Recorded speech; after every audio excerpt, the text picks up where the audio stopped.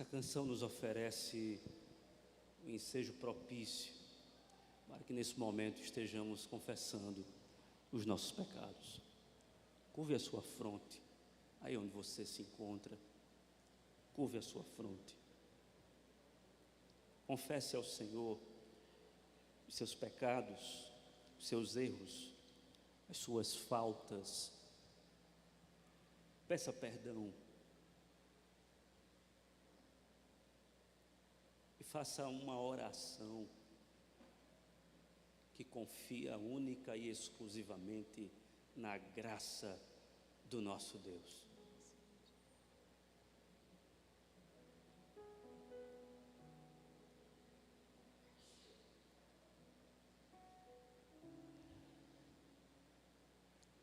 Pai bendito e amado, mesmo que quiséssemos esconder os nossos pecados, não poderíamos fazê-lo. O Senhor enxerga o mais íntimo do nosso ser. O Senhor conhece até mesmo o caminho mau que há em nós, que até então é desconhecido por nós mesmos. Por isso, Senhor, nós nos desnudamos e nos apresentamos diante de Ti como pecadores confessos.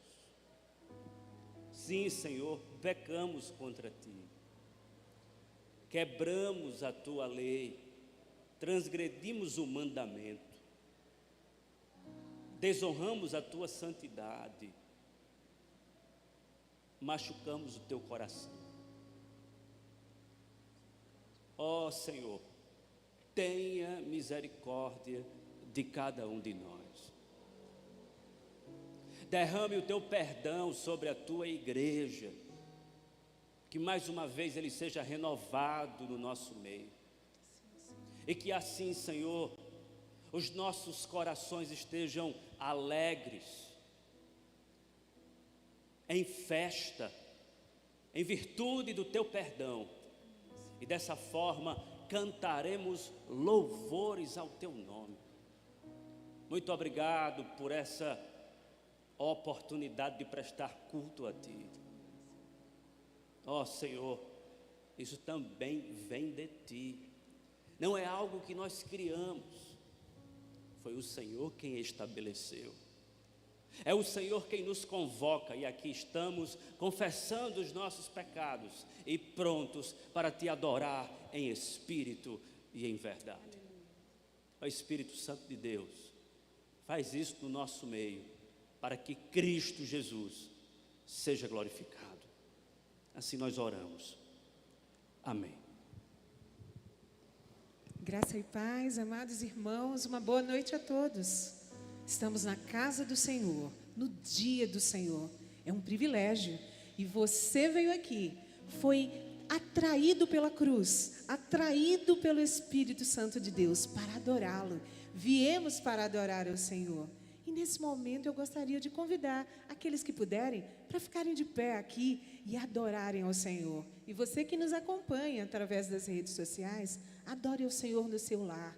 Preste culto, um culto racional, um culto no qual Ele se agrade, que chegue a Ele como perfume suave a nossa adoração, porque nós viemos a este lugar para adorar ao Senhor.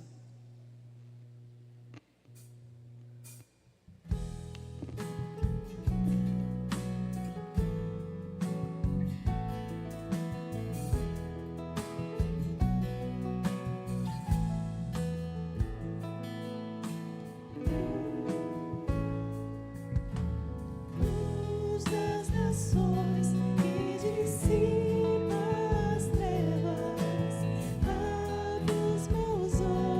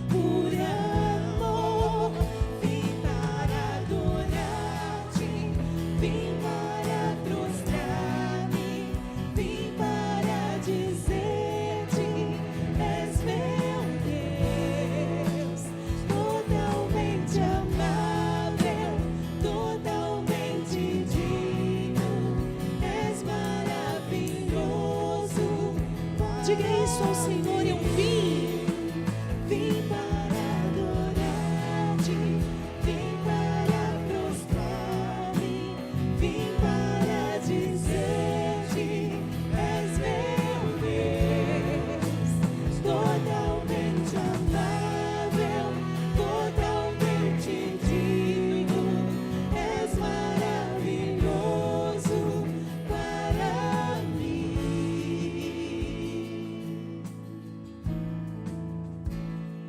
Não saberei quanto custou ver meus pecados. Diga isso ao Senhor. Não saberei quanto custou ver meus pecados lá na cruz. Não saberei quanto custou ver meus pecados lá na cruz. Não saberei quanto custou ver meus. Diga isso ao Senhor. Você não sabe o preço, mas foi especial. Não saberei quanto custou ver meus pecados lá na cruz. Não saberei quanto custou ver meus pecados lá na cruz. Adore o Senhor. Vim para adorar-te, vim para mostrar-me, vim para dizer-te, és meu Deus, totalmente amável, totalmente digno, és maravilhoso. E a igreja do Senhor o adora e diz: vim para adorar-te, vim para prostrar-me, vim para dizer-te, és meu Deus, totalmente amável, totalmente és digno,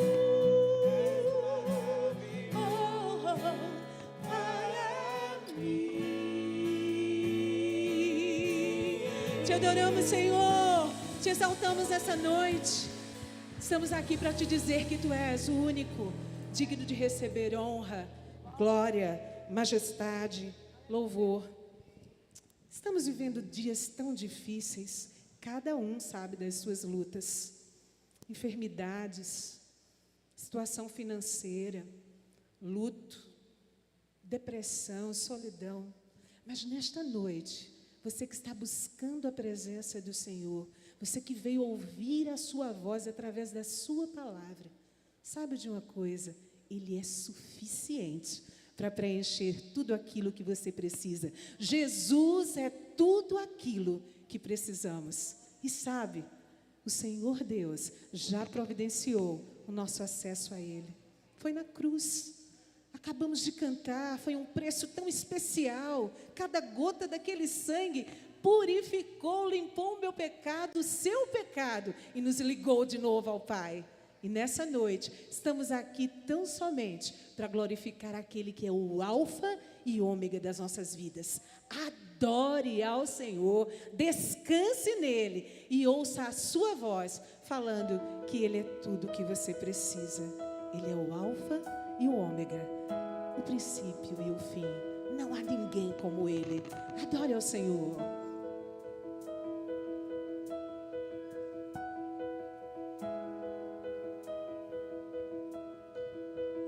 Não há outro como tu, soberano e fiel. Não há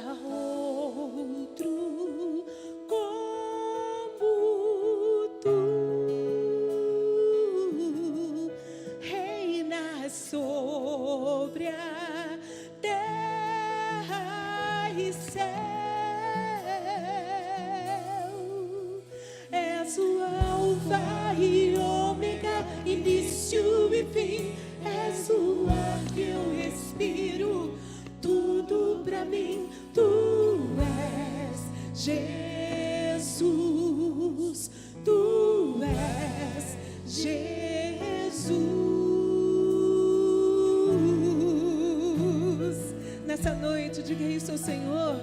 Ele quer ser adorado por você. Estabeleça essa adoração e comunhão, dizendo que não há outro como nosso Deus.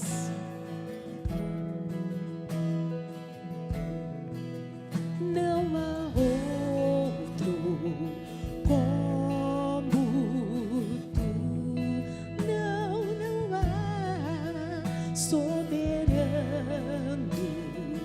e fiel. Ele é fiel.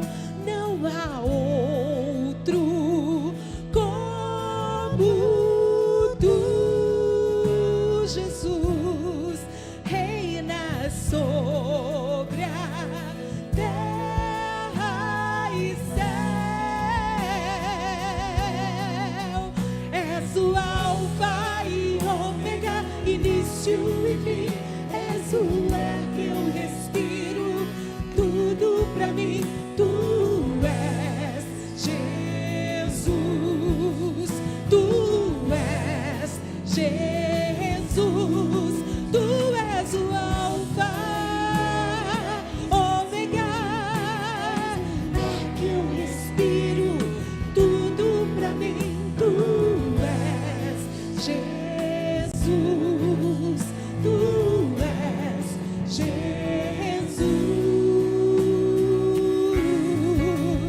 E a tua igreja te adora, Senhor, porque nós temos convicção da tua soberania, que tu és tudo o que precisamos. Tu és o nosso Deus, tu és o nosso Senhor, o motivo da nossa adoração. É por isso que cantamos nessa noite.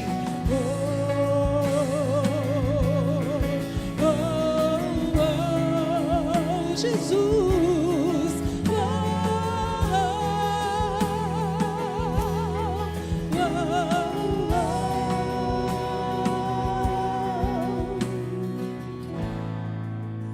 te adoramos, Senhor.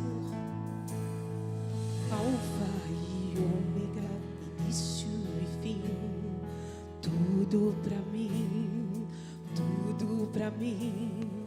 Alfa e Ômega, início e fim, tudo pra mim. Cante ao Senhor, adore ao Senhor.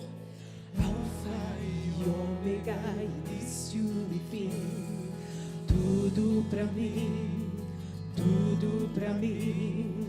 Alfa e Ômega, início e fim, tudo pra mim. Você pode cantar mais uma vez e diga: Alfa e Ômega, início e fim, tudo pra mim, tudo pra mim.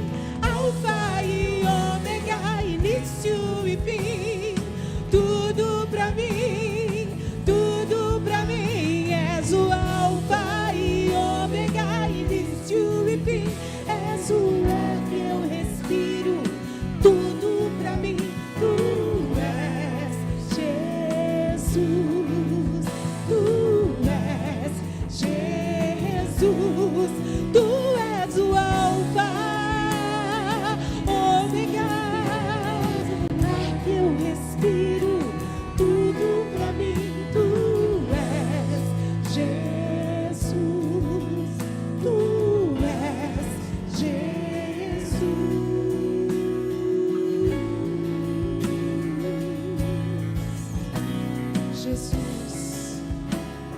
Jesus, Jesus, Jesus, é o teu nome que clamamos, Senhor. Não há outro nome digno de receber honra, glória, louvor e adoração. O teu povo te adora nessa noite, Senhor, porque tu és a estrela da manhã, tu és o lírio dos vales, tu és o amado da nossa alma. Tu és o nosso amigo, Senhor, o único que deu a sua vida em lugar de muitos. Tu és o Cordeiro de Deus que tira o pecado do mundo. E logo mais, quando nos assentarmos em volta da tua mesa, para celebrarmos a comunhão, a Santa Ceia, vamos lembrar de cada gota do teu sangue vertido lá na cruz do Calvário. Foi por mim, foi por nós não merecíamos. Mas, ó estrela da manhã, o Senhor decidiu nos amar e mudar a trajetória das nossas vidas. Gratidão, louvor, honra e glória sejam ao teu nome. Seja adorado, seja exaltado, seja entronizado nesta noite, em meio aos louvores do teu povo. Em nome de Jesus, amém. Você pode tomar o seu lugar, sentar-se enquanto ministramos mais uma canção. Ele é o motivo de estarmos aqui. Ele é a razão. Ele é a estrela da manhã.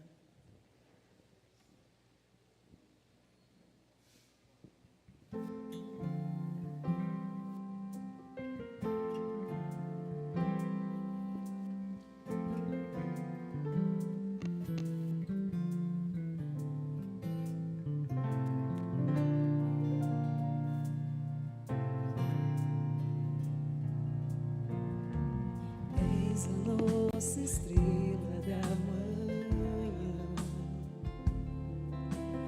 Cordeiro Santo que nos trouxe a paz. Em tuas mãos está todo vencer, resposta a todo aquele que clamar. A verdade é tua palavra e não podes mentir, por isso estamos aqui. Te louvamos, ó Senhor, pelo teu imenso amor. Manifesta teu perdão e poder, e assim vamos te adorar para sempre. Para sempre, ó meu Deus.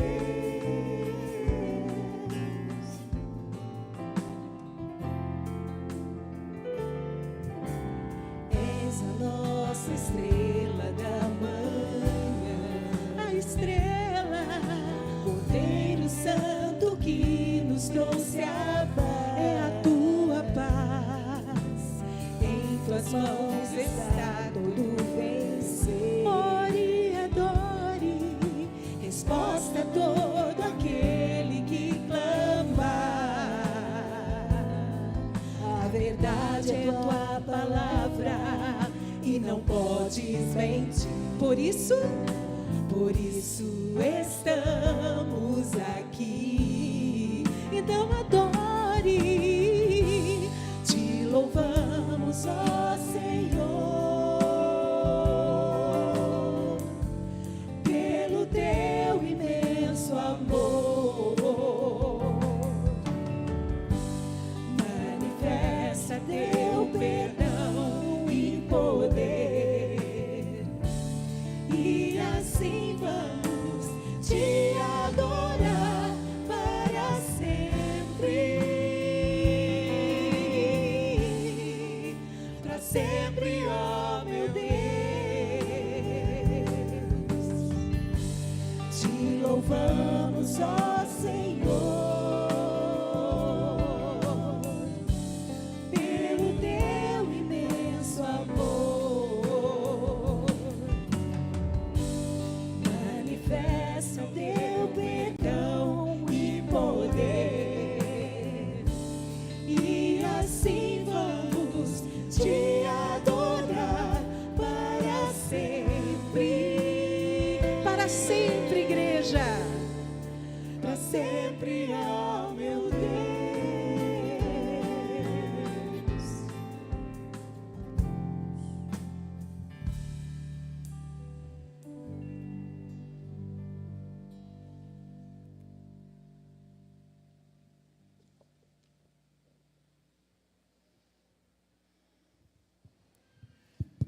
Ok.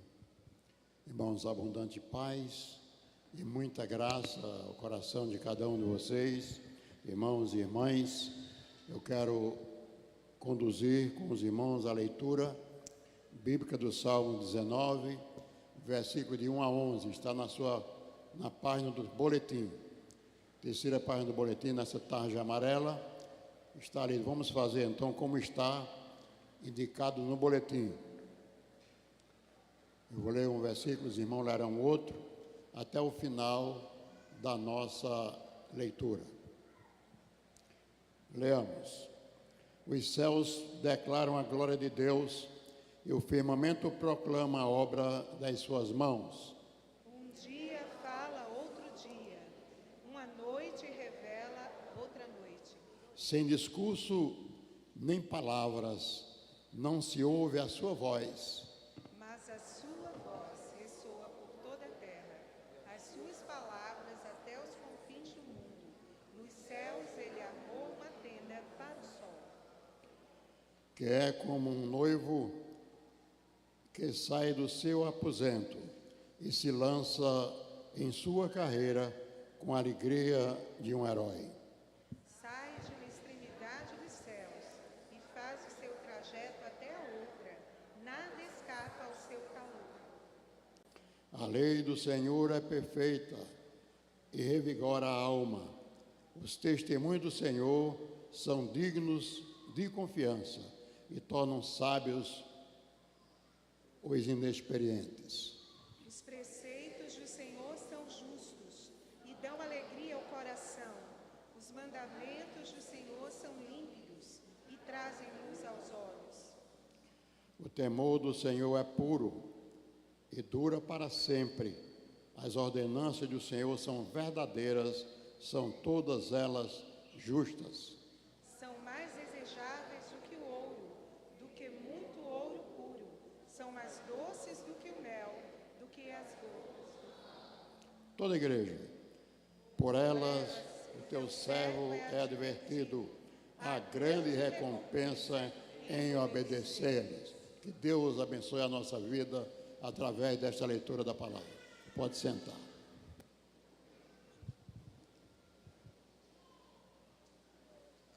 Neste momento eu convido a igreja a cultuar ao Senhor com os seus dízimos e ofertas. Diz a palavra que devemos trazer à casa do Senhor os nossos dízimos e ofertas para que haja mantimento em sua casa. Eu quero convidar os nossos irmãos diáconos para se postarem nos lugares e convidar o grupo para cantar enquanto os irmãos trazem, por favor. Enquanto o grupo canta, você pode levantar-se do seu lugar e depositar a sua oferta.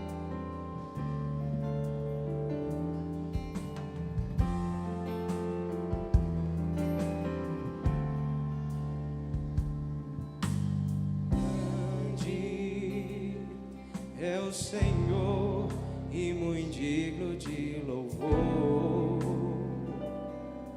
Na cidade do nosso Deus, seu santo monte, a alegria de toda a terra.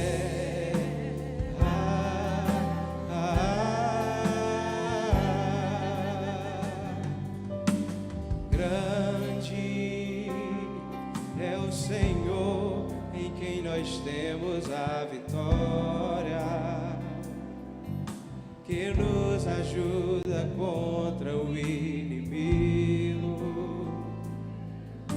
Por isso diante dele nos prostramos.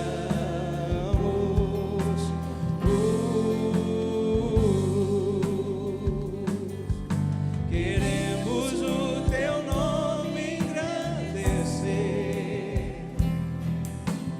e agradecer-te por tua obra em nossas vidas. Confiamos em teu infinito amor, pois só tu és o Deus eterno sobre toda a terra e céu.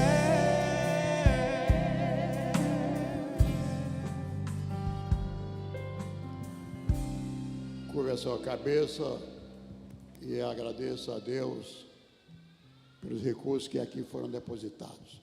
Por favor, estenda sua mão na direção do altar. Pai amado, em nome de Jesus Cristo, o teu Filho amado, nós queremos agradecer por cada família, por cada pessoa, homem, mulher, jovem, adolescente, criança, que aqui estiveram depositando seus dízimos e ofertas. Ó Deus, em nome de Jesus Cristo, que tudo isso seja para a tua honra e glória, para o bem do Evangelho, para o crescimento da tua causa na terra, e que possa ser usado, ó Deus, com alegria espiritual por parte da igreja, desta igreja, que está colhendo esses resultados. Abençoa, ó Deus, cada filho teu, cada filha tua, e que tudo, ó Pai, seja feito para a tua honra e para a tua glória, em nome e por amor de Jesus. Amém e amém. Eu quero aproveitar este momento e quero chamar aqui as crianças da igreja. Um momento de muita alegria, de muita felicidade, ver aqui todas as crianças. E se alguém aqui não costuma trazer as crianças para a igreja, eu queria motivá-los a fazer isso. Traga os seus filhos para a igreja, para que eles cresçam aqui.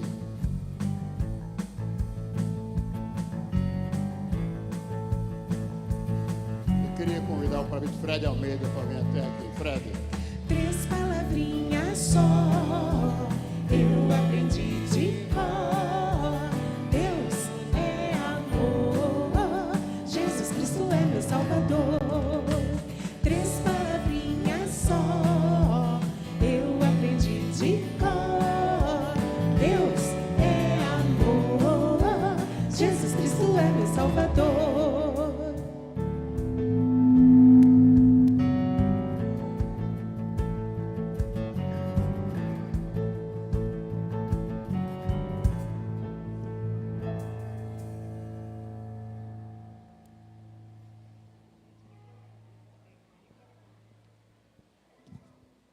Prefeito Fred, você vai orar pelas crianças, por favor. Eita, crianças, boa noite. Vamos orar para o Senhor, para a gente poder ir para o cultinho da gente, né? É bom. Vamos fechar os olhos, agradecer a Deus, né? Nosso Deus, nosso Pai, queremos te agradecer por esse dia que tu nos concedes, Senhor. E abençoa o cultinho que nós vamos ter hoje à noite ali com as nossas professoras, nossas tias. Abençoa elas naquilo que ela vai transmitir para nós. Em nome de Jesus, amém. Amém.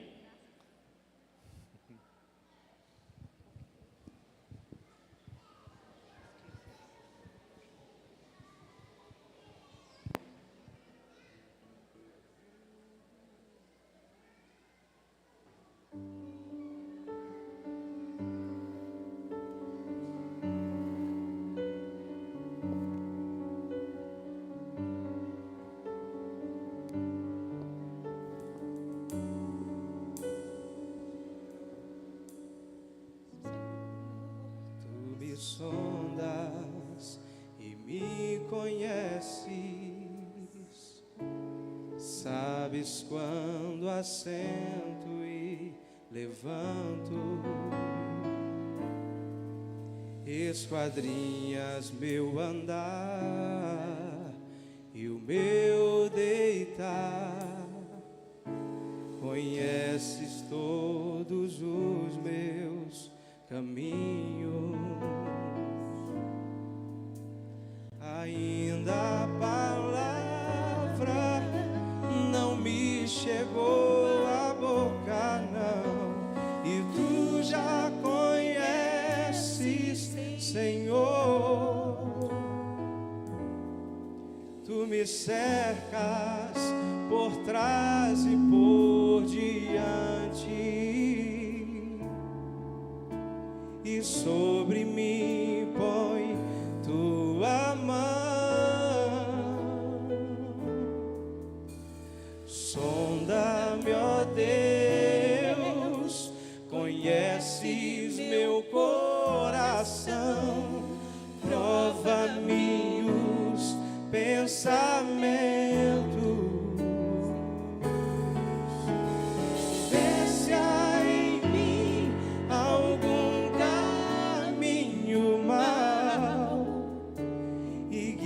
guia-me pelo caminho eterno.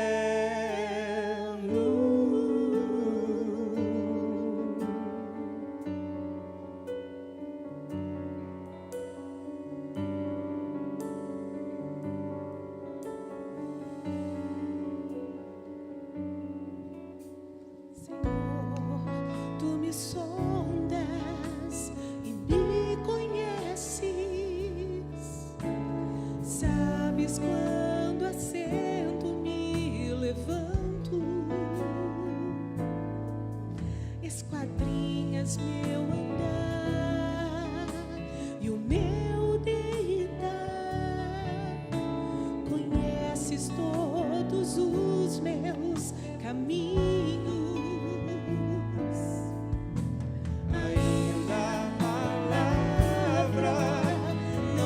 Chegou a boca, não, e tu já conheces, Senhor.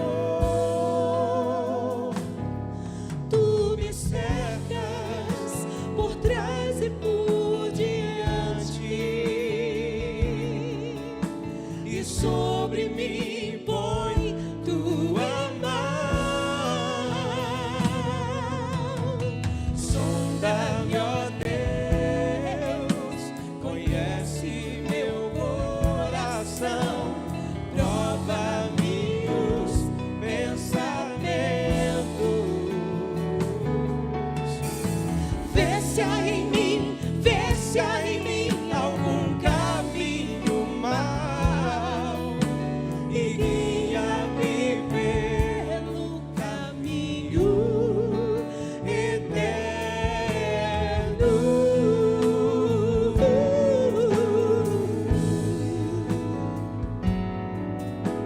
Sonda-me, ó Deus, conhece meu coração, prova-me os pensamentos. vê se há em mim Algum caminho mau e guia-me pelo caminho eterno.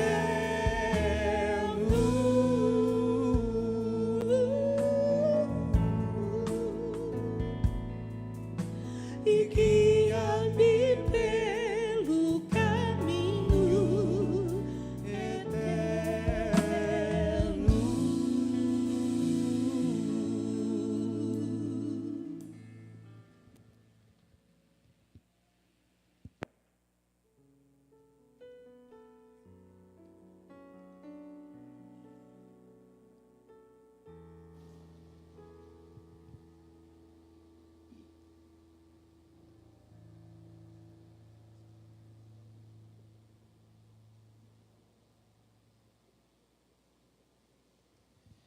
Meus queridos, eu gostaria de, juntamente com vocês, ter um momento de oração de gratidão ao Senhor, pelo que Ele vem fazendo em nossas vidas, pelo cuidado dEle, pela provisão dEle.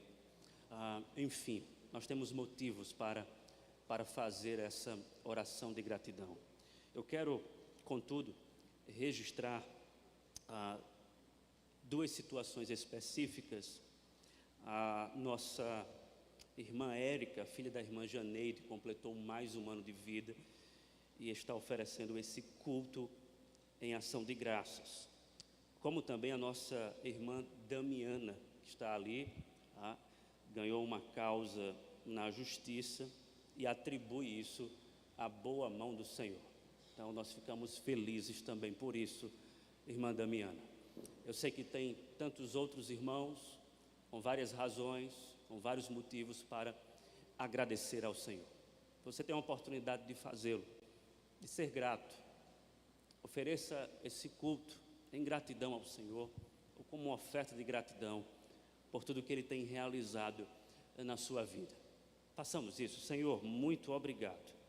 Nós te agradecemos pelas tuas maravilhas no nosso meio, pelos teus feitos, pela tua providência que constantemente tem nos alcançado.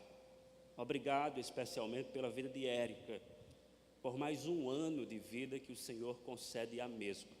Continue preservando a vida dela e dando a oportunidade de Érica crescer na graça e no conhecimento de Cristo Jesus, porque isso é o que verdadeiramente importa para a nossa existência. Graças te damos também pela vida da nossa irmã Damiana, que reconhece que o Senhor foi bondoso, misericordioso, dando a ela uma causa ganha na justiça. Muito obrigado, Senhor, muito obrigado. Mas, Senhor, nós também queremos continuar orando, mas dessa vez não em gratidão, mas fazendo um apelo à Tua misericórdia, clamando ao Senhor pelos nossos irmãos que estão enfermos. São muitos irmãos amados, que inclusive não podem estar aqui conosco, cultuando ao Senhor presencialmente, que estão em suas casas, em seus lares. Muitos irmãos estão acamados, enfermos. Ó Deus, visite cada um. Que a Tua boa mão esteja alcançando cada um desses irmãos queridos e amados. Queridos e amados pelo Senhor e por nós.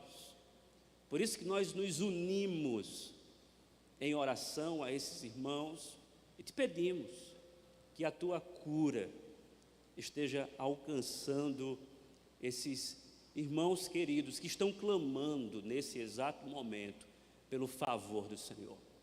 Atende às nossas orações, no nome de Jesus. Amém. Abra sua Bíblia,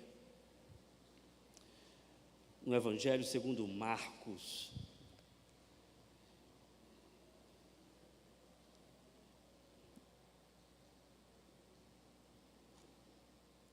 Evangelho segundo Marcos,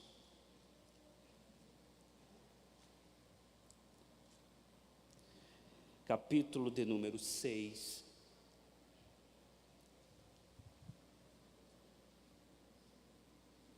A partir do versículo de número 45, Marcos capítulo 6, a partir do versículo 45. E a nossa leitura, ela vai até o verso de número 56. Diz assim o texto, palavra de Deus: logo a seguir, compeliu Jesus os seus discípulos a embarcar e passar adiante para o outro lado, a Betsaida, enquanto ele despedia a multidão. E tendo-os despedido, subiu ao monte para orar. Ao cair da tarde, estava o barco no meio do mar e ele sozinho em terra. E vendo-os em dificuldade a remar, porque o vento lhes era contrário, por volta da 4ª vigília da noite, veio ter com eles, andando por sobre o mar, e queria tornar-lhes a dianteira. Eles, porém, vendo-o andar sobre o mar, pensaram tratar-se de um fantasma e gritaram, pois todos ficaram aterrados à vista dele. Mas logo lhes falou e disse: tende bom ânimo, sou eu, não temais. E subiu para o barco para estar com eles, e o vento cessou. Ficaram entre si atônitos, porque não haviam compreendido o milagre dos pães. Antes o seu coração estava endurecido. Estando já no outro lado, chegaram à terra em Genezaré, onde aportaram. Saindo eles do barco, logo o povo reconheceu Jesus. E percorrendo toda aquela região, traziam em leitos os enfermos para onde ouviam que ele estava indo. Onde quer que ele entrasse nas aldeias, cidades ou campos, punham os enfermos nas praças, rogando-lhe que os deixasse tocar ao menos na orla da sua veste. E quantos a tocavam, saíam curados. Senhor, tenha misericórdia das nossas vidas, dessa vez, através da Tua palavra alcançando o nosso coração. Isso só é possível se o Teu Santo Espírito, que é Deus em nós, manifestar o poder necessário, a unção necessária, para que o dom da profecia entre em ação. Fale poderosamente a cada uma aqui, Senhor.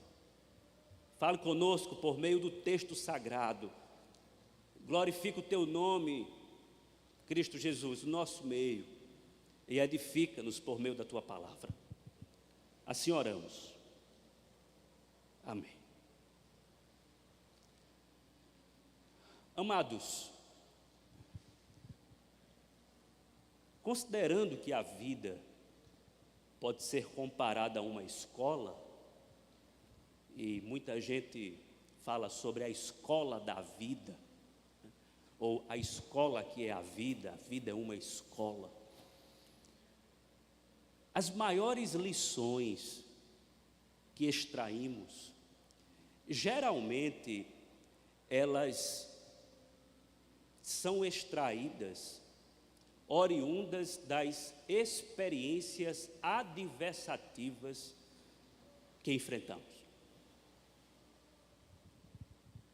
Via de regra, as grandes lições da vida não são extraídas naqueles momentos divertidos e prazerosos, mas naquelas experiências dramáticas e cruéis. Você há de concordar comigo que as grandes lições que você extraiu na vida foram aquelas lições que você conseguiu interpretar os fatos pela graça de Deus e perceber de alguma maneira como aquilo amadureceu a sua vida, burilou o seu ser, tornando você uma pessoa, quem sabe, melhor, diferente, com outras perspectivas. Na escola de Cristo, onde nós fomos matriculados pelo Espírito Santo, a mesma coisa acontece. As maiores lições teológicas que nós extraímos não são necessariamente quando nós estamos em nossa casa com um livro de teologia sistemática aberto, no bem-estar do nosso lar, a comunhão, em um culto como esse. As grandes lições que nós aprendemos no curso do discipulado se dá por meio de uma disciplina que obrigatoriamente todo mundo aqui tem que pagar. É uma disciplina que eu posso denominá-la de metodologia do sofrimento. Essa é uma disciplina que faz parte da formação espiritual dos discípulos de Cristo Jesus. A passagem que está diante de nós nos aponta justamente para esse fato. Os discípulos estão em um processo de aprendizado, são tardios ou lentos em aprender, é bem verdade, o texto revela isso. Mas os discípulos estão na escola de Cristo.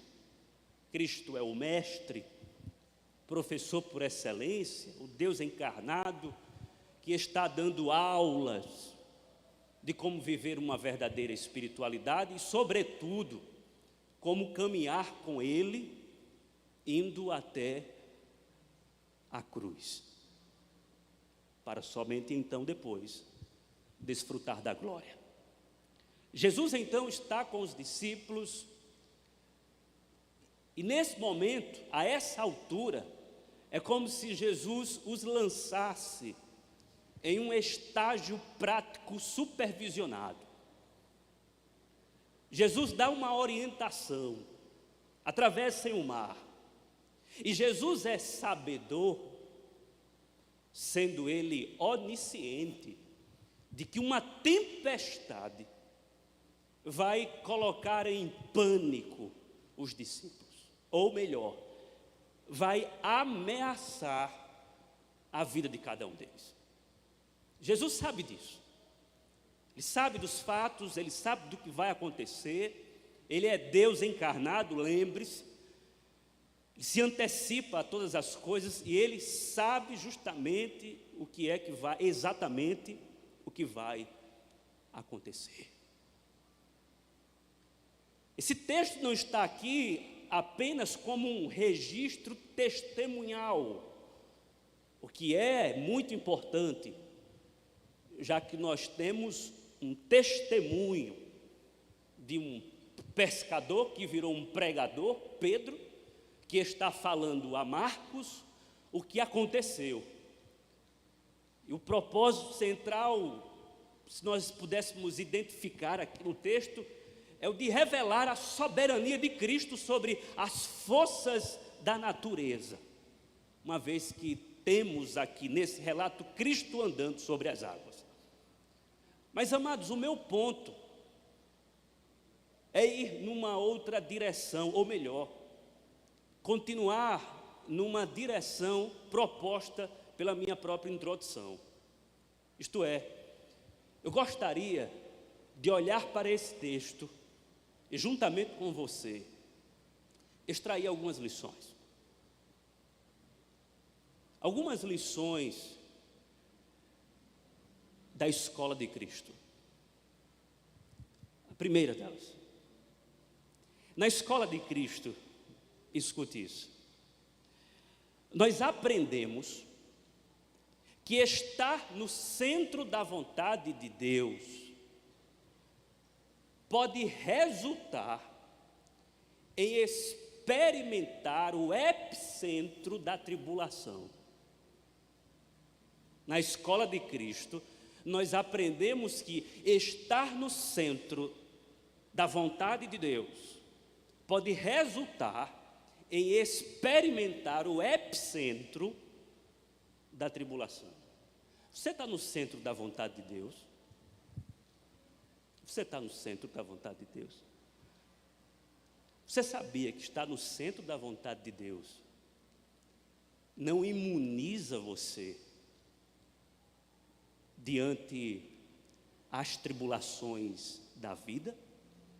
Veja, os discípulos estão cumprindo uma determinação, ou se você preferir, uma orientação do próprio Jesus.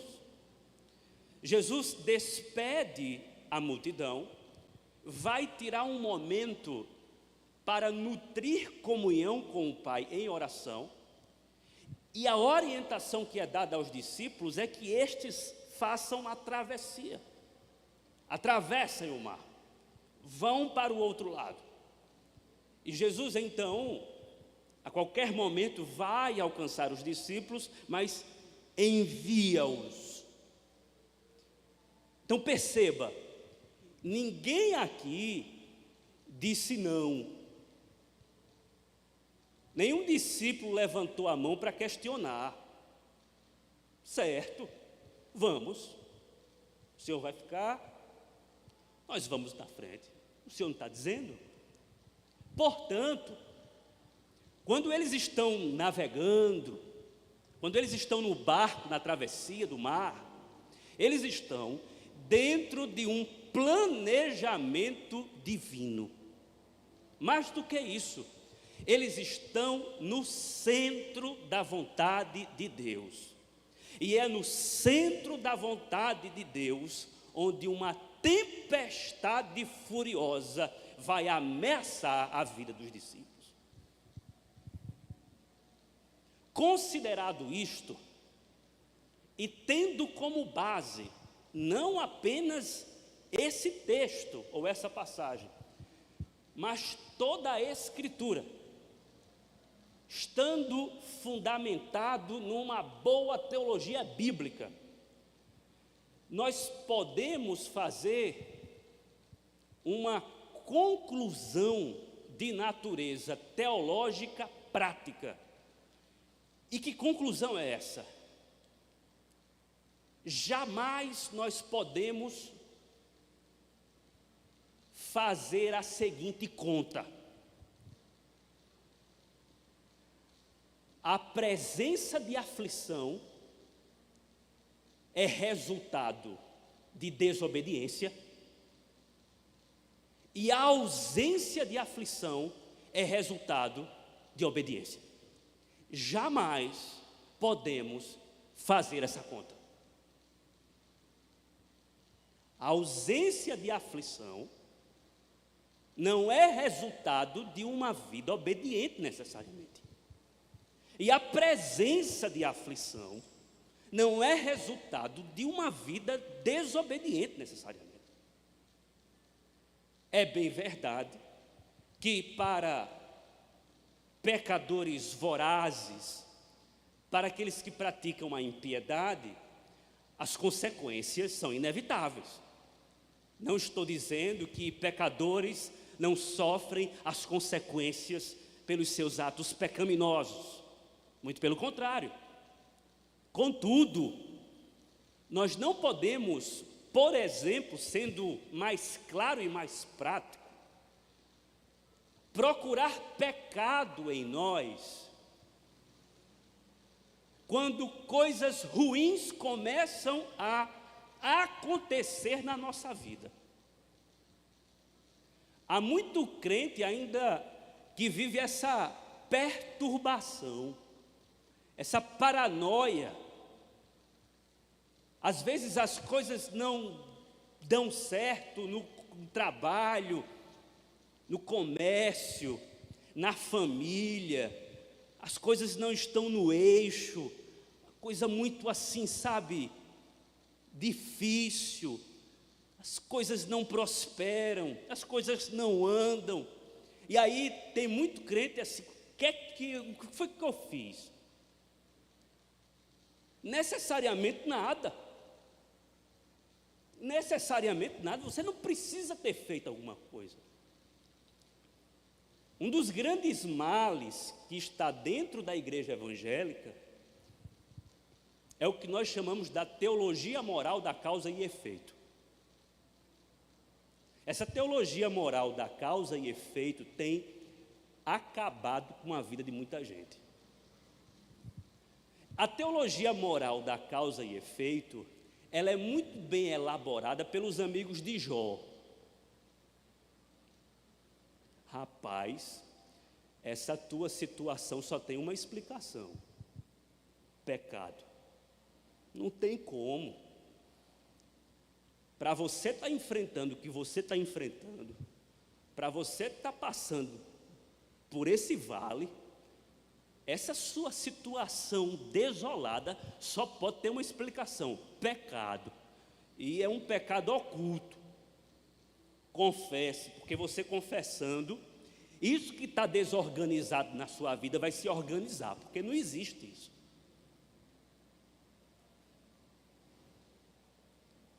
E aí, Jó, mas que eu me lembro, eu não fiz nada, não. Repare direitinho. Repare direitinho na sua vida.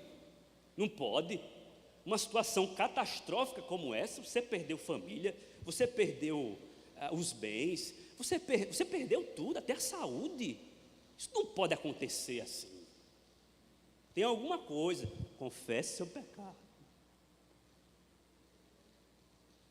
E aí é claro que nós sabemos o final dessa história, e a mesa vai virar lá na frente. Os amigos de Jó serão julgados por Deus através do próprio Jó, porque não souberam falar corretamente dele, estavam distorcendo as coisas. Mas, por exemplo, quando você vai para o Novo Testamento e encontra Jesus caminhando com os discípulos, aquele cego de nascença, os discípulos perguntam: quem foi que pecou? O pai ou a mãe, para que ele nascesse assim? E Jesus disse: nem o pai nem a mãe. Isso aconteceu para que a glória de Deus fosse manifesta. Então Jesus nem discute essa teologia moral da causa e efeito, porque ela não tem, amados, legitimidade. Isso não é verdade. Ora, você tem ímpios, e essa é uma constatação bíblica de Asaf, que prosperam, que não precisa dar dízimo, que não precisa dar oferta, que não precisa ser generoso, mas que prospera. E aí Asaf, quando faz essa constatação, é claro que ele está muito míope, quase que ele se desvia, porque a questão dele é a seguinte: não faz sentido, os ímpios prosperam, enquanto eu estou nessa situação aflitiva, de dificuldade. Não faz sentido. Até que Asaf, no final, faz uma reflexão, quando entra no santuário, vê o final das coisas e diz: não, quase que eu me perco, mas eu estava feito um animal.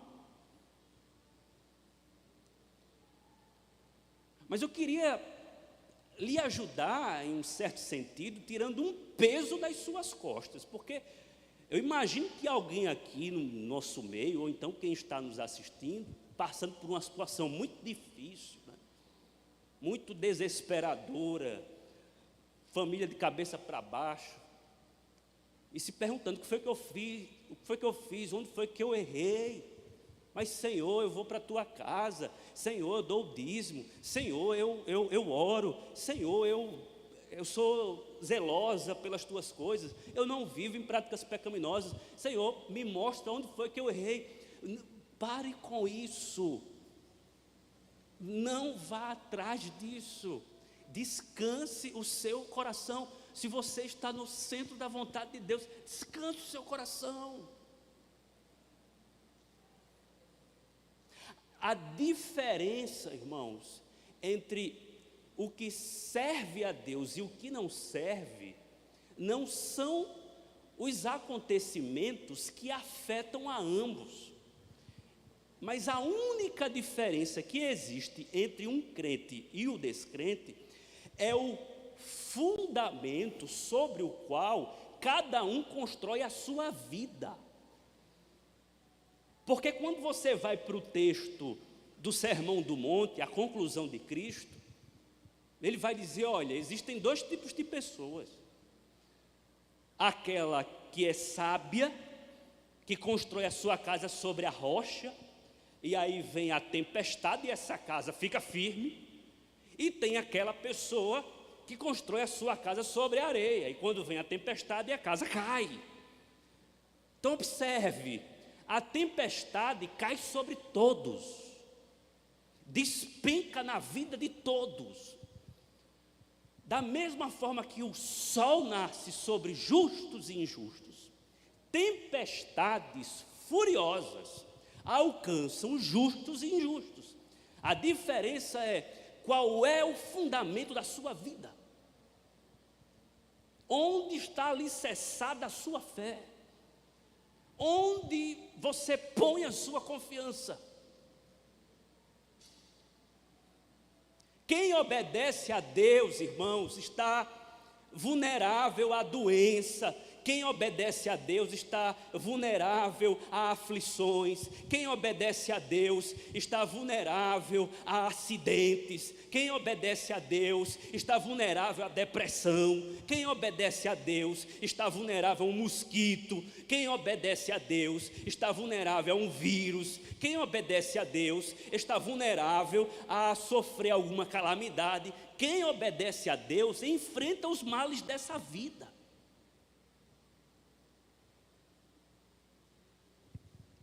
Então não existe essa ideia de que, pelo fato de eu estar obedecendo a Deus, então minha vida agora vai ser toda blindada. Não. Você pode viver em retitude, em retidão, mas isso não imuniza você dos problemas que são contingentes, que acontecem a todos, que recaem sobre todos. Então a primeira lição que nós aprendemos aqui, à luz do texto, é que estar no centro da vontade de Deus, irmãos, pode resultar em experimentar o epicentro de uma tempestade.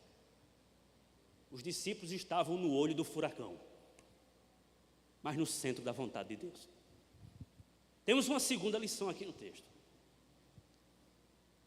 E a segunda lição é: na escola de Cristo, nós aprendemos que nas noites escuras da vida, quando ninguém nos assiste, o Senhor nos vê.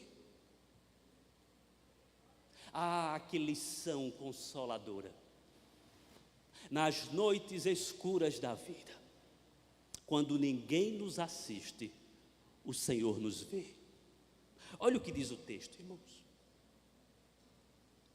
Versículo 28. E vendo-os em dificuldade a remar, Jesus lança o seu cândido olhar, o seu puro olhar para a dificuldade dos discípulos em remar contra as ondas que tentavam de alguma maneira naufragar aquele barco. Jesus olha quando ninguém enxerga. Havia uma escuridão, já era a noite, alta madrugada, e Jesus vê quando ninguém está vendo.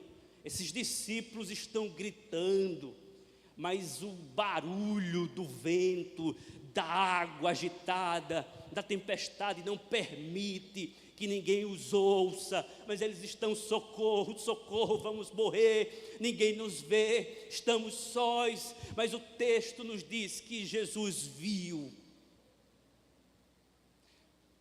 Amados, o Senhor nos vê quando ninguém nos assiste. O Senhor nos vê quando passamos por noites escuras, sozinhos, e ninguém sabe o que se passa no nosso coração. O Senhor vê quando densas trevas tentam nos encobrir, tirando-nos a esperança de vislumbrar algum socorro, mas Ele de lá para cá nos vê. É como diz aquele ditado: uma pulga preta em cima de uma mesa de mármore preta numa noite escura. Uma pulga preta em cima de uma mesa de mármore preta numa noite sem lua, numa sala escura, o Senhor vê. O Senhor vê. Ele não vê apenas as circunstâncias adversativas externas que ameaçam a sua vida, mas, sobretudo, Ele vê as tempestades do seu coração, que, a propósito, são essas tempestades que precisam ser acalmadas primeiro. E perceba que quando Jesus chega, a primeira coisa que Ele faz não é acalmar a tempestade externa, mas é dizer: sou eu, não tenham medo. A primeira coisa que Ele faz é acalmar a tempestade do coração. O Senhor vê o seu coração quebrado em 1000 pedaços quando você tem que fazer cara de paisagem para todo mundo. O Senhor vê as lágrimas escorrendo por dentro quando você tem que sorrir para os outros. O Senhor vê a sua alma angustiada. O Senhor vê você no mais íntimo do seu ser, nas frestas do seu coração, nas lacunas da sua alma, nos interstícios dos recônditos mais ocultos da sua existência, o Senhor penetra. Ele é aquele que perscruta a sua vida e diz: eu sei o que você está enfrentando. Isso é consolador, porque Ele não nos vê como quem assiste e não pode fazer nada, mas Ele nos vê como quem cuida de nós, como quem vela por nós, como quem lança um olhar e diz: eu estou no controle dessa circunstância.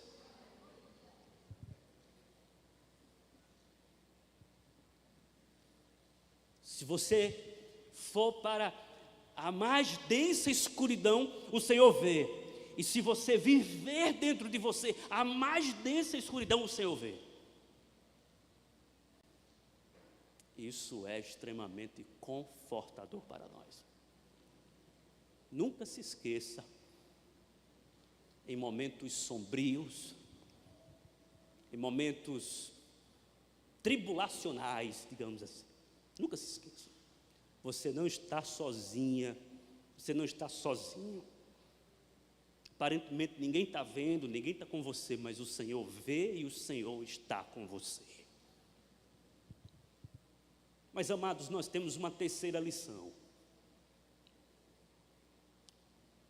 Na escola de Cristo, nós aprendemos também que o socorro de Deus vem no tempo de Deus e não no nosso.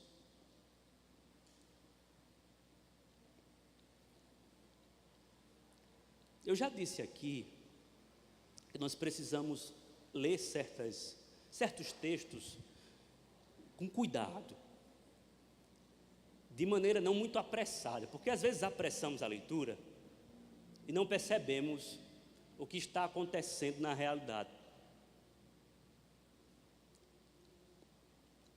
Tem uma informação aqui muito importante. E vendo-os em dificuldade a remar, porque o vento lhes era contrário, por volta da quarta vigília da noite. Quarta vigília da noite. Por volta da quarta vigília da noite, veio ter com eles. Para o judeu, o período noturno, ele é fragmentado em 4 partes.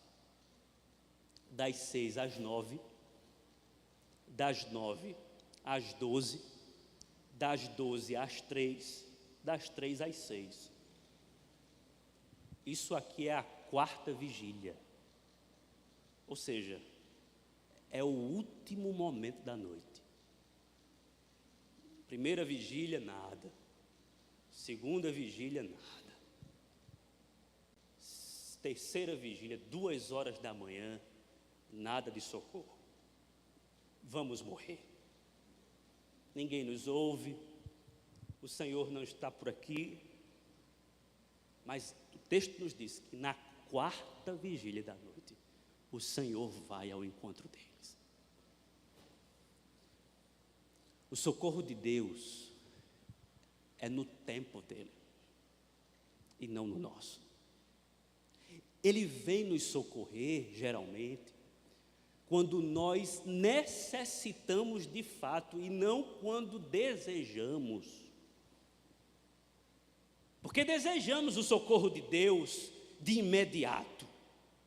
Em algumas situações na nossa vida, isso de fato acontece. Ora, eu não posso negar algumas experiências, e você também não pode, de clamar e imediatamente o Senhor atendeu o seu clamor.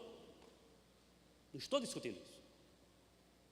Você pode ter experiências sortidas, as mais diversas, onde você clamou e veio. Mas, irmãos, isso não é regra. Às vezes você clama pedindo um socorro agora e ele não vem agora. Aí você vai para a primeira vigília da noite, para a segunda vigília da noite, para a terceira vigília da noite, e quando está chegando na quarta vigília da noite, você diz assim: não vem mais socorro não. Vem, irmãos, vem socorro. Ele nos socorre na quarta vigília da noite. O socorro é no tempo dele. Ele é socorro. É socorro bem presente na hora da tribulação. Mas essa hora da tribulação é a hora dele. Ele não cabe no nosso relógio. Não adianta ficar assim para Deus. Não. Propósito, o que é o tempo, né? Nós é que temos isso de tempo, para o Senhor não tem. Um dia é como se fosse 1000 anos é como se fosse um dia. Ele é o Senhor do tempo. Ele tem um tempo dele. Ele vai agir no tempo dele. Ele vai fazer no tempo dele. Ele vai corrigir no tempo dele. Ele vai curar no tempo dele. Ele vai abrir a porta no tempo dele. Ele vai fazer você passar na prova no tempo dele. Ele vai permitir que você alcance o objetivo que você quer no tempo dele, não no seu. Descanse o seu coração. Tudo é no tempo de Deus. E quando você não vislumbrar mais nenhuma esperança, não vai dar mais certo. O Senhor vem em seu socorro. Ele tem esses hábitos de nos socorrer quando nós damos por perdido a causa, a situação, a circunstância. Mas nós temos uma quarta lição. Uma quarta. O pastor está fugindo dos 3 pontos, estou. Vou para 5 hoje. Quarta lição. Quarto ponto. Na escola de Cristo, nós também aprendemos que Deus tem um costume de agir na contramão das nossas expectativas. Porque, amados, quando Jesus vai ao encontro dos discípulos, qual é a primeira impressão? É um fantasma. Ora, trevas, densas trevas, tudo escuro. Aí você vê alguém sobre as águas, andando, irmãos. Ele está flutuando, não. O texto não diz que ele está flutuando, está andando, como quem pisa. Ele andando sobre as águas, é um fantasma. Porque, para os discípulos, o socorro vem de barco. Jesus tinha deixado um barco para ir ao encontro deles. Então eles olharam, não viram nenhum barco. Aí veio um homem andando sobre o mar. Espera aí, não pode ser. Isso é um fantasma. A conclusão é essa, é um fantasma. E aí Jesus tem que acalmar os discípulos. Sou eu, não temam. Sou eu, não temo. Todos ficaram aterrados à vista dele. Mas ele logo lhes falou e disse: tem de bom ânimo, não temais, sou eu.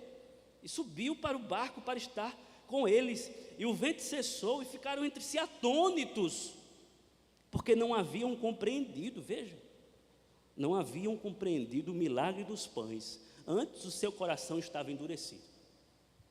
Quando o texto fala de coração endurecido, o texto está dizendo que os discípulos eram insensíveis a algumas lições do reino, uma vez que no milagre da multiplicação dos pães, que é o contexto imediato anterior, você voltar ao texto, você vai se deparar com a multiplicação de pães e peixes. Jesus faz o milagre com um propósito, só que os discípulos não compreendem o porquê de Jesus agir daquela maneira, ao invés de fazer o que os próprios discípulos estavam sugerindo: manda a multidão embora. E Jesus simplesmente pede o que eles têm. A gente tem isso aqui, pronto, vamos dar graças. E aí acontece uma grande multiplicação. As implicações teológicas dessa multiplicação são grandes. Os discípulos não conseguem captar. Eles ainda estão insensíveis a algumas lições do reino de Deus. o reino que está sendo estabelecido pelo próprio Cristo Jesus. E aqui nós temos mais uma lição do próprio Cristo andando sobre as águas. Então eles não estão entendendo, porque eles são lentos para aprender, eles são insensíveis a algumas coisas, e nós somos da mesma forma, irmãos. A gente demora para aprender, porque não apenas temos as nossas limitações de raciocínio, os efeitos noéticos do pecado afetaram a nossa mente, né? Então nós temos dificuldade de aprender algumas coisas, mas não apenas isso, às vezes queremos que o próprio Deus se encaixe dentro das nossas categorias, da maneira como achamos que Ele deve se manifestar, que Ele deve agir. Não, andar sobre as águas não. Tem que vir um barco, mas não vem um barco, vem um Cristo andando sobre as águas. Meus irmãos, Deus sempre, e você vai ver isso em toda a Escritura, Ele age na história contrariando as nossas expectativas. Veja, quando Ele vai se revelar por meio de um povo no Antigo Testamento, Ele não escolhe o povo mais poderoso. Ele chama um homem, vai se tornar Abraão, pai de muitas famílias, e desse homem ele vai construir um povo. E toda essa construção, ela é bem trincada em situações dificílimas que tem tudo para dar errado. Então, quando você olha para o Gênesis, você diz assim: rapaz, isso vai dar errado, isso não vai dar certo não. A quem é feito a promessa, de repente, não pode gerar filhos. Rapaz, que complicação é essa?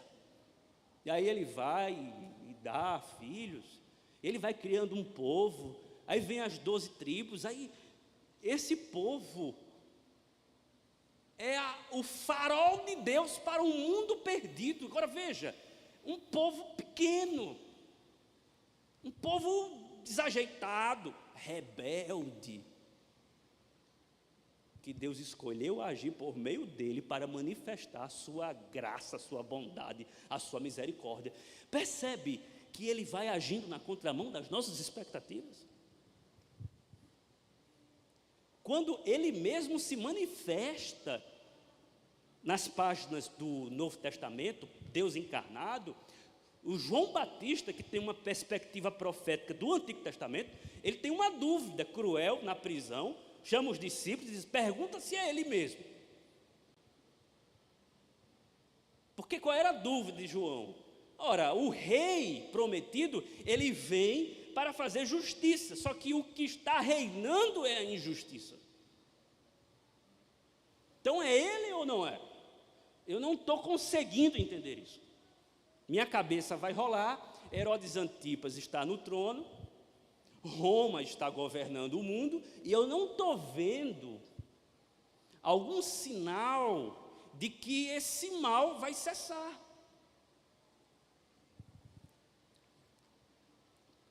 Só que Jesus vem para fazer algo que ninguém está percebendo e que ninguém vai perceber a olho nu. Ele vem para destruir as obras do diabo, para derrotar quem está por detrás de toda a opressão social que existe nesse mundo, Satanás. E o que eles não sabem é que ele vai morrer, que ele vai ressuscitar, e essa ressurreição é outra quebra de protocolo, porque os judeus acreditavam numa ressurreição coletiva, ninguém jamais pensaria numa ressurreição individual. Ele ressuscita, somente ele, é assunto aos céus. E a partir de então começa a fazer, por meio da sua igreja, coisas também que acontecem na contramão das expectativas humanas. Tudo isso eu disse para que você e eu, para que nós não caiamos na tentação de colocar o agir de Deus dentro daquilo que nós achamos que é o agir de Deus. Não classifique o agir de Deus somente naquilo que você acha que é o agir de Deus, com o seu pressuposto acerca do agir de Deus. Com isso, eu não estou abrindo as portas para que aconteça num culto como esse toda sorte de manifestação espiritual que é contrária à nossa ordem litúrgica. Estou falando disso. O nosso Deus, ele não é de bagunça, ele é de ordem. O que eu estou querendo dizer é que esse Deus, ele pega um dos meus piores sermões para falar tremendamente aos corações. Você entende? Ele levanta pessoas na igreja, não necessariamente o pastor, para fazer certas coisas que o pastor não faz.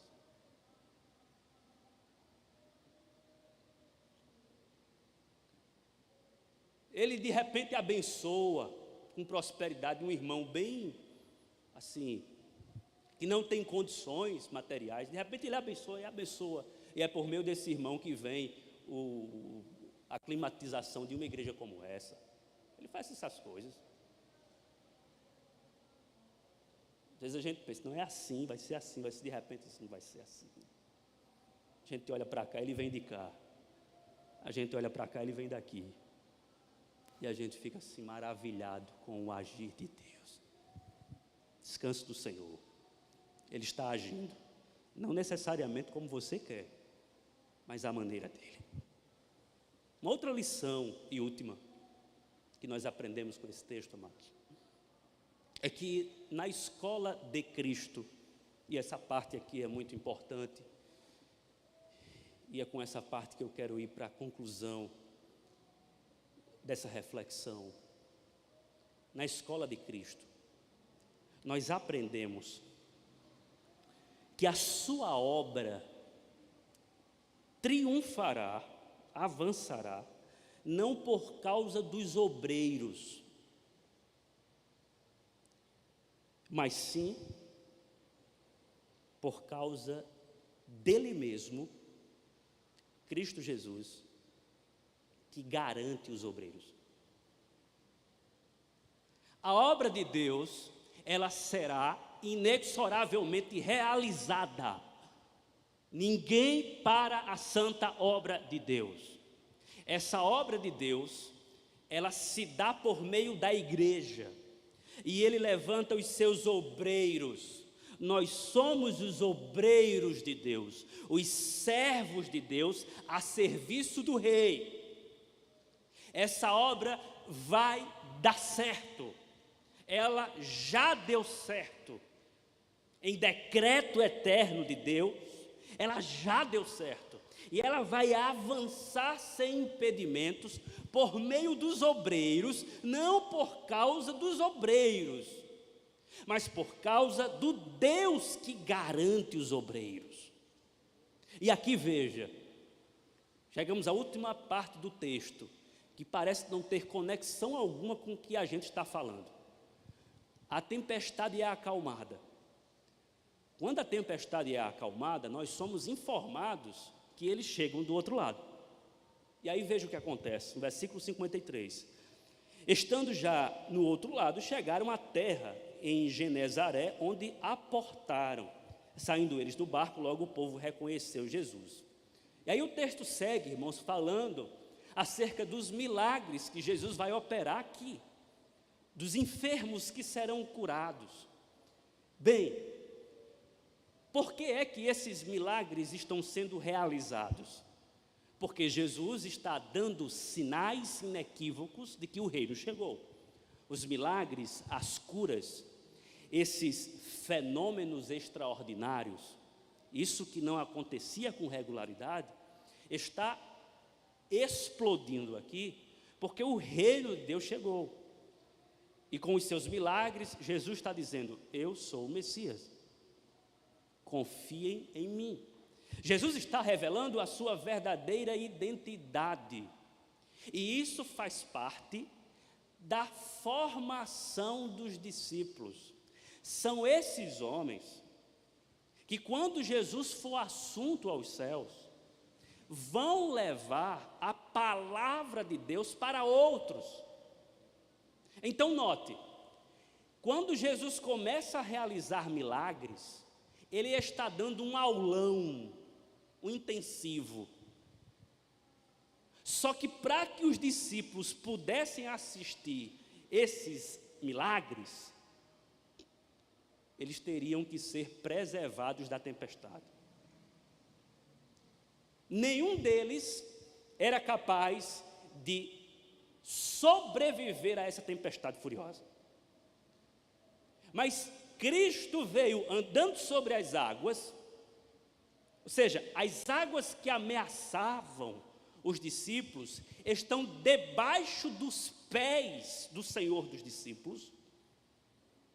Ele anda sobre as águas como quem tem o controle das adversidades. Ele vai pisando naquilo que nos pisa, ele pisa. Naquilo que nos ameaça, ele ameaça. Naquilo que tenta pôr medo em nós, ele mete medo. Ele vem soberanamente caminhando sobre as águas, como quem diz: eu reino, eu governo, eu sou soberano. Ele faz das águas tumultuosas o escabelo de seus pés.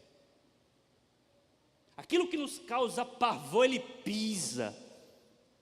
Os discípulos então ficam apavorados com Jesus.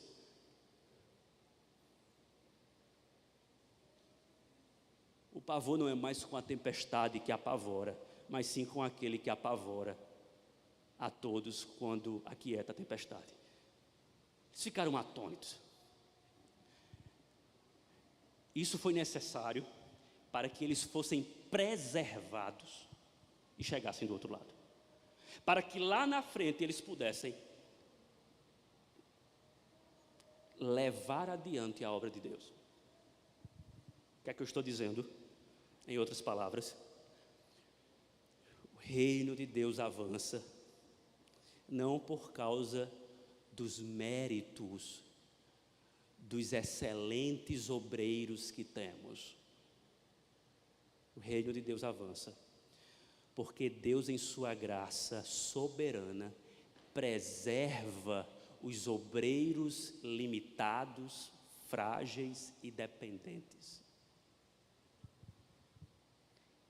Ele garante a obra, não nós.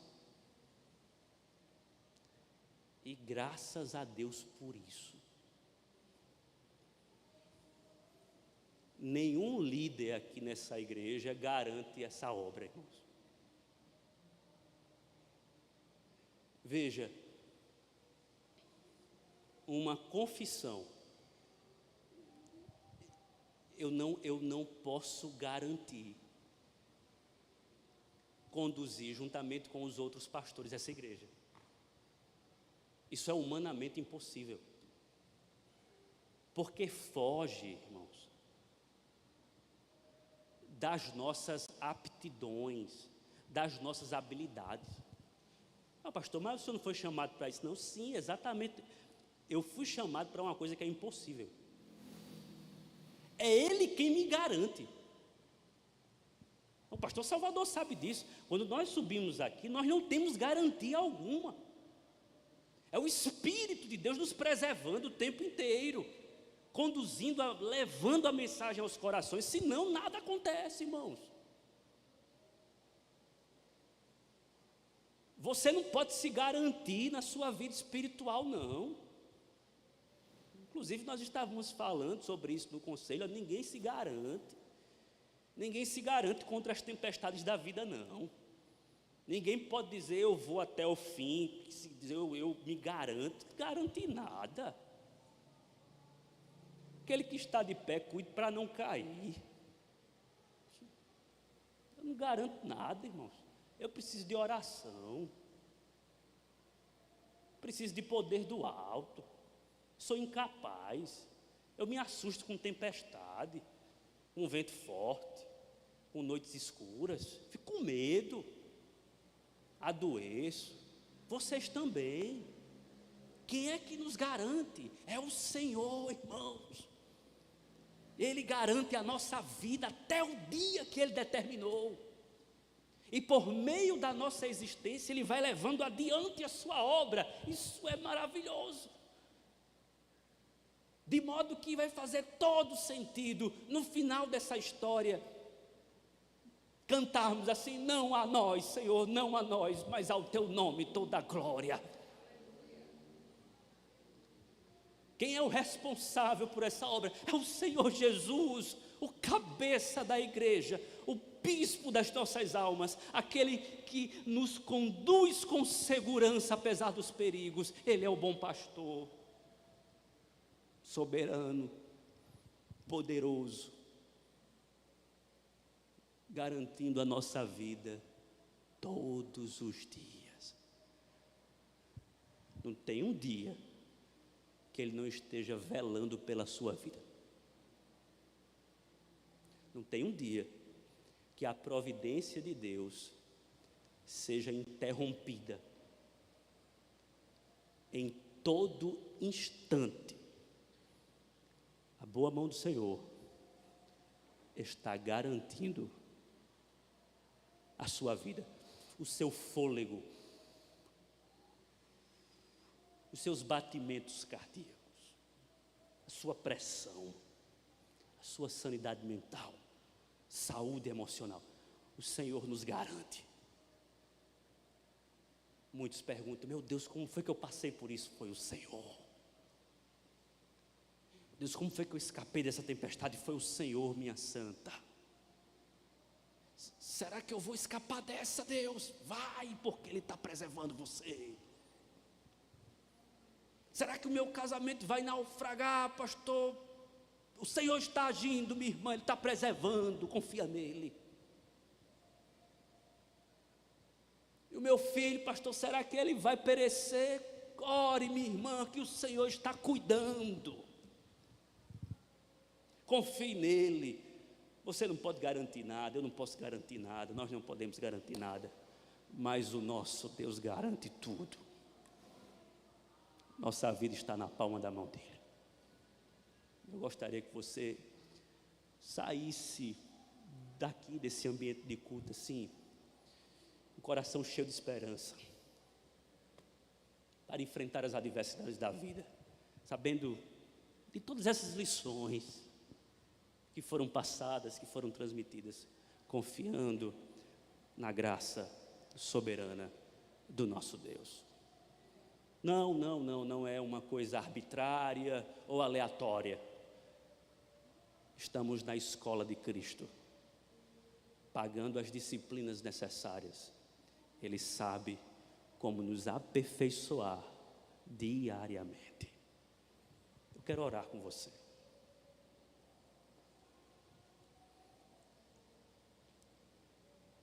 Senhor, nós manifestamos reverência total à Tua graça soberana. Nós nos prostramos aos Teus pés, porque Tu és o Deus que em carne andou sobre as águas, triunfando sobre as tempestades ameaçadoras da vida. Tu és a nossa esperança, o nosso socorro na quarta vigília da noite. O Deus que nos vê quando ninguém nos assiste. O Deus que trabalha de maneira diferente, fugindo à nossa capacidade até de compreender o que está acontecendo, extrapolando a nossa razão. Obrigado, Senhor, por esses ensinamentos valiosos, que nos servirão de fundamento para suportarmos as crises, as dificuldades, as adversidades, os sofrimentos que nos sobrevêm. continue cuidando de cada um de nós. Continue garantindo a tua igreja na missão de fazer avançar o teu reino. Assim oramos, para o louvor da tua glória, no nome de Jesus. Amém.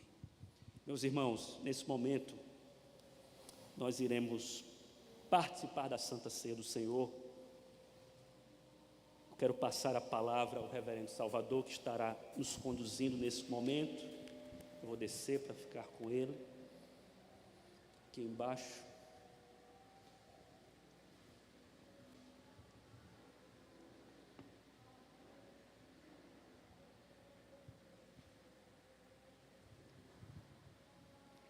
Eu convido para tomar parte conosco os oficiais da igreja que estiverem presentes, por favor, se encaminhem para ficarmos em volta à mesa do Senhor.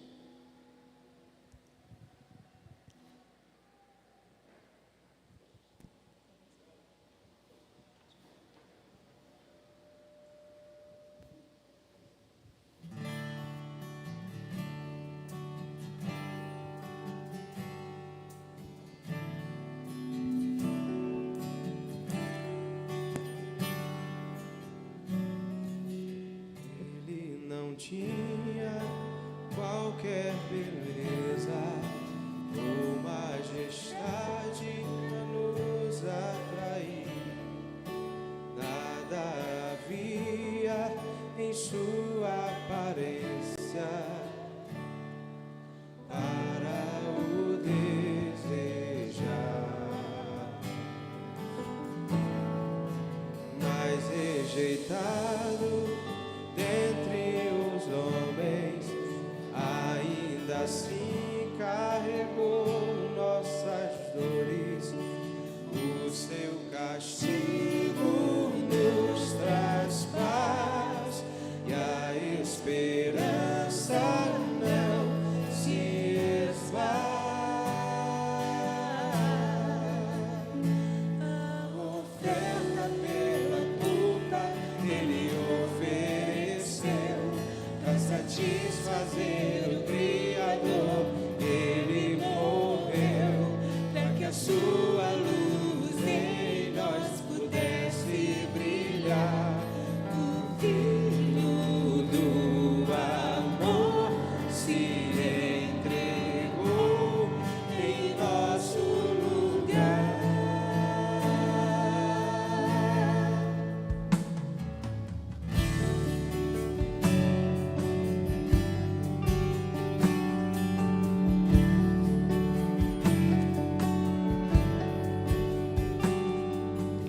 Irmãos, eu queria chamar a atenção da igreja e convidá-los para tomar parte de um dos momentos mais solenes e mais importantes da igreja cristã.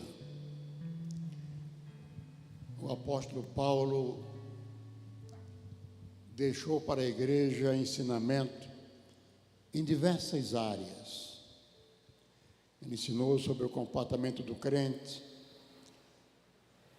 sobre a vida do crente na igreja, sobre a igreja, porque o apóstolo Paulo foi aquele aluno de Jesus Cristo.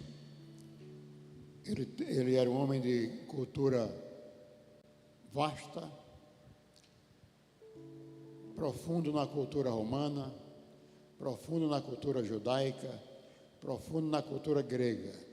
Mas o único professor que ele disse que teve é Jesus Cristo. Abra sua Bíblia, por favor, na primeira carta de Paulo aos Coríntios, capítulo 11. E você vai ver quando ele declara que o professor dele era Jesus Cristo. E o que ele ensina nesse texto veio de Jesus Cristo para ele e também para nós. 11, a partir do versículo 23. 1 Coríntios. Mesmo sendo um texto bastante conhecido, mas vamos ler. Porque eu recebi do Senhor o que também vos ensinei. Nessa primeira frase ele já declara que o que ele recebeu foi aprendizado de vida. O que ele recebeu foi compreensão da vida cristã. E é que ele está ensinando a igreja de Corinto e também a nós. Essa lição é nossa. Que o Senhor Jesus, na noite em que foi traído, tomou o pão. Ele repassa aquela lição daquela última noite de Jesus Cristo e traz para a nossa lembrança hoje. E tendo dado graças, o partiu e disse, aqui é uma fala de Jesus Cristo, essa próxima frase: tomai, comei, isto é o meu corpo que é partido por vós, fazer isto em memória de mim. Semelhantemente, depois de cear, tomou o cálice, dizendo: este cálice é o novo testamento do meu sangue.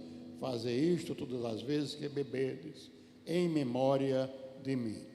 Porque todas as vezes que comerdes este pão, beberdes este cálice, anunciais a morte do Senhor, até que Ele venha.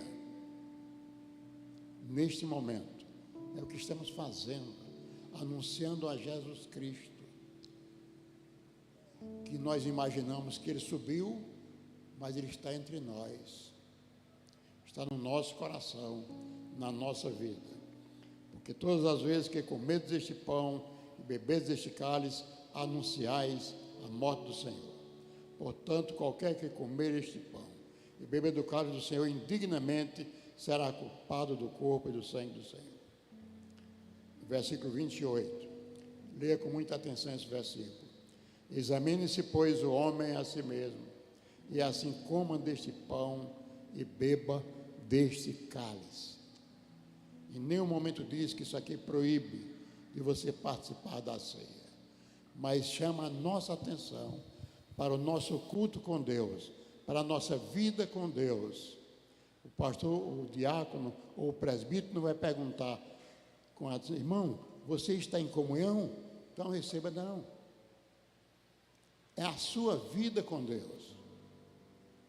É o seu culto com Deus. Agora, então eu quero que você curve a cabeça. E você vai orar colocando nas mãos de Deus a sua vida. Pedindo a Deus o perdão pelos seus pecados. Para você que é membro da igreja ou de outra igreja evangélica e participa da ceia, você participa conosco, mas você vai pedir a Ele que perdoe os seus pecados, para que você entre na presença dEle, livremente, com alegria, e participar deste momento. Curva a sua cabeça e ore ao Senhor. Pai amado, em nome de Jesus Cristo,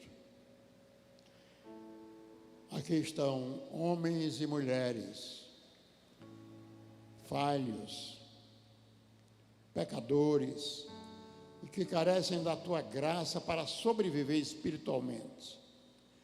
E assim, Senhor, nós nos dobramos ao Senhor, nos encurvamos ao Senhor e pedimos ao Pai que o Senhor perdoe os nossos pecados.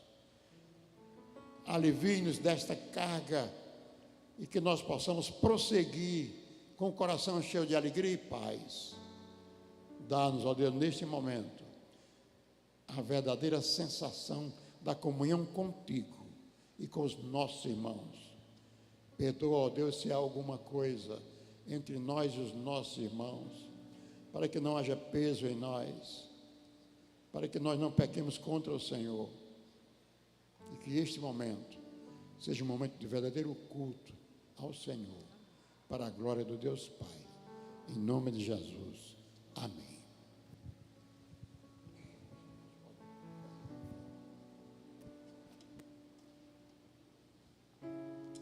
Irmãos, você vai receber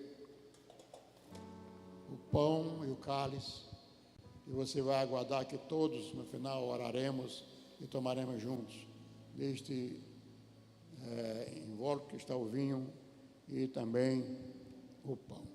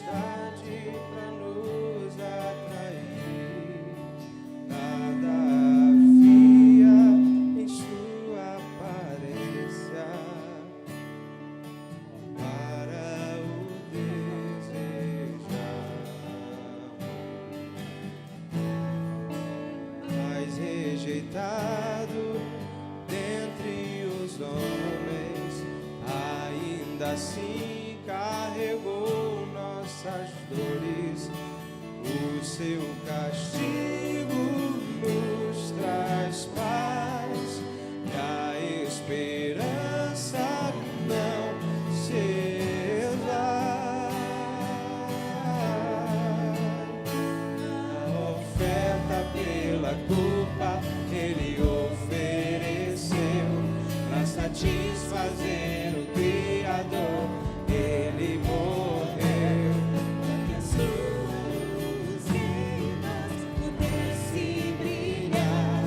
O Filho do amor se entregou em nosso lugar.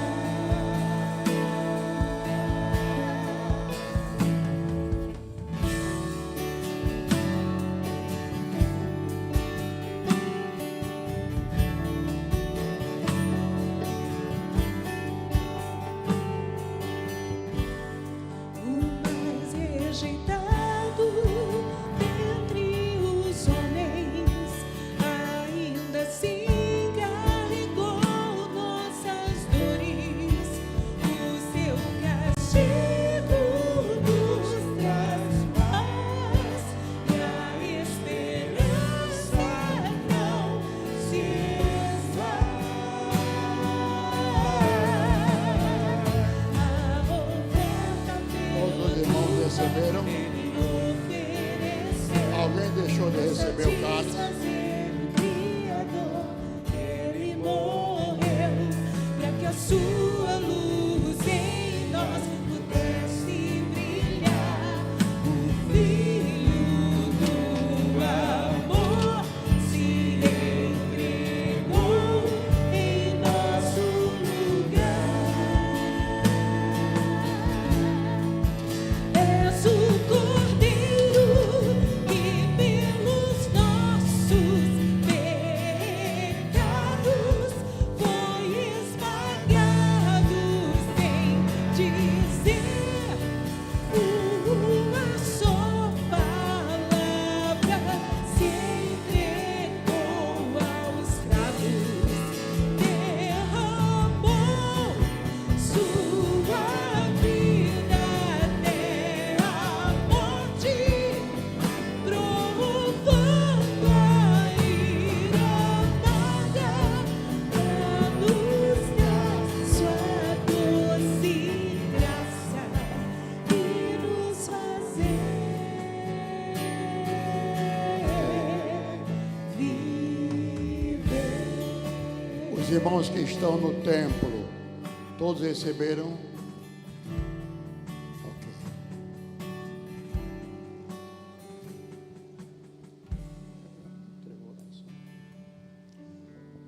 Depois que nós tomarmos a ceia, esse momento, apesar das proibições do grupo de louvor em relação ao meu pedido, mas nós vamos encerrar esse culto cantando Se Isso Não For Amor.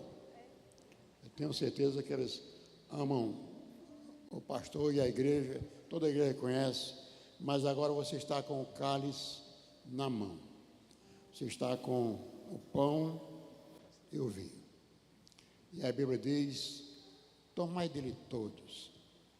Disse Jesus: esse é o meu corpo que é dado por vós, e o cálice da nova aliança do meu sangue. Fazer isto em memória de mim. Fiquemos de pé, tomemos todos.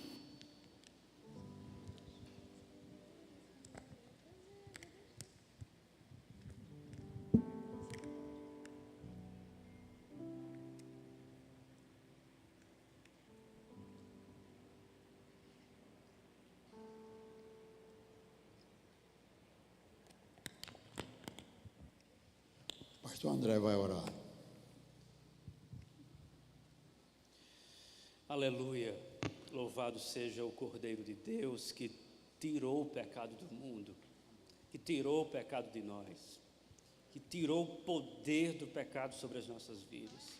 Graças te damos, Senhor, porque o pecado não reina mais sobre nós, não tem a palavra final sobre as nossas vidas. Não, Senhor, a nossa história não vai terminar numa sepultura. A nossa história, Senhor, ela será concluída com a ressurreição dentre os mortos, onde nós iremos viver para sempre na eternidade contigo. Prova disso é essa mesa, a mesa da nova aliança, a aliança de sangue que foi feita no Gólgota, na cruz do Calvário, expressão do teu amor leal e incondicional por nós. É por isso, Senhor, que iremos cantar esse teu amor, expressar em adoração esse teu amor. O Senhor nos amou de tal maneira que deu seu único filho para se entregar por nós.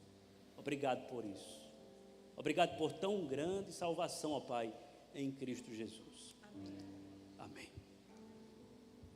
Então, permaneça de pé, vamos cantar esse hino com toda alegria, com todo vigor espiritual. Deixou o esplendor de sua glória, sabendo o destino aqui, Estava só e ferido no Gólgota para dar sua vida por mim. Se isso não for amor, o oceano secou. Não há estrelas no céu, as andorinhas não voam mais. Se isto não for amor, o céu não é real. Tudo perde o valor. Se isto não for amor, mesmo na morte, lembrou-se do ladrão que ao seu lado estava, com amor e ternura falou-lhe, ao paraíso comigo estarás. Se isto não for amor, amor, o oceano secou. Não há estrelas no céu, as andorinhas não voam mais. Se isto não for amor, o céu não é real. Tudo perde o valor. Se isto não for amor. glórias ao nome do Senhor Jesus. A igreja pode sentar. Uma palavra, pastor André. Receber a bênção, irmãos. Que a graça do Senhor Jesus, o amor de Deus nosso Pai e as doces consolações do Espírito Santo repousem sobre cada um de nós, desde agora e para todo sempre. A igreja diz: Deus abençoe a todos. porque